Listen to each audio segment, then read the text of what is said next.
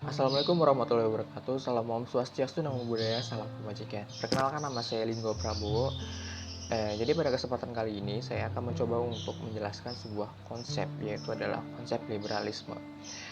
Nah, jadi liberalisme atau yang biasa kita sebut liberal adalah suatu ideologi ataupun pandangan filsafat atau bisa disebut tradisi politik yang didasarkan pada suatu pemahaman yang bahwa kebebasan dan persamaan hak adalah sebuah nilai yang mutlak dalam suatu politik gitu.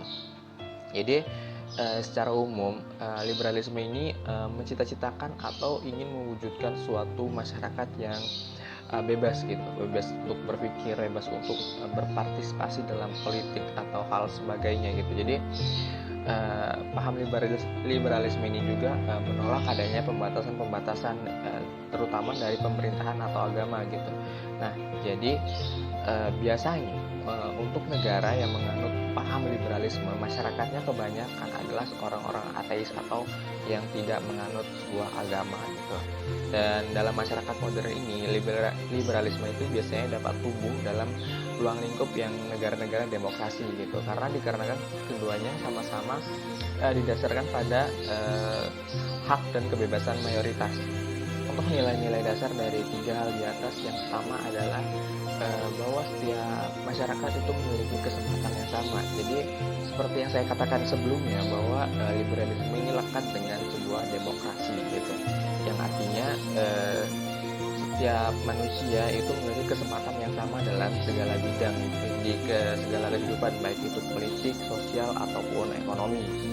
Dan selanjutnya dengan adanya pengakuan persamaan tadi gitu, jadi setiap orang tuh punya hak yang sama untuk mengemukakan pendapatnya. Maka dalam setiap penyelesaian masalah-masalah yang ada, biasanya untuk negara liberalisme atau demokrasi tadi lebih cenderung untuk melakukan diskusi, untuk mendengarkan pendapat masing-masing pihak untuk penyelesaian masalah gitu. Dan selanjutnya itu cukup unik, yaitu pemerintah harus mendengarkan atau mendapat persetujuan dari yang diperintah.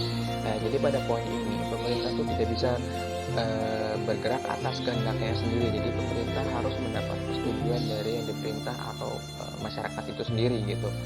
Lalu selanjutnya ada the rule of law. Jadi pada the rule of law ini berisikan suatu negara hanyalah sebuah alat yang untuk mengabdi kepada masyarakat itu sendiri. Jadi terhadap hak asasi manusia yang merupakan hak abadi itu harus dipertahankan dan diperjuangkan oleh negara itu sendiri.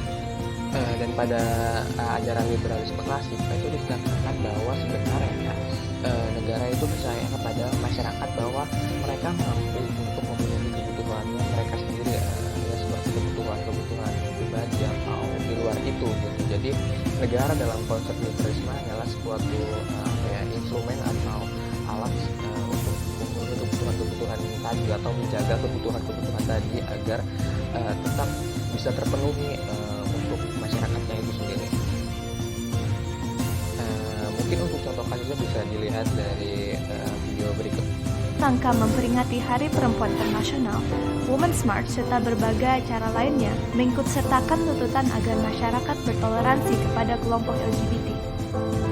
Diikutsertakannya kelompok LGBT dalam march ini diakibatkan karena hingga saat ini kehadiran mereka masih belum dapat diterima oleh masyarakat. Banyak pengamat mengatakan bahwa tahun 2016 adalah tahun terburuk bagi kaum LGBT di Indonesia. Sebenarnya, kekerasan yang dihadapi kelompok LGBT adalah akibat intoleransi di masyarakat. Dear masyarakat Indonesia yang saya tahu hatinya pasti penuh kasih. Tahukah Bapak, Ibu, kakak, adik, teman-teman semuanya bahwa 76,4% dari Baiklah, terima kasih. Cukup sekian pembahasan dari saya.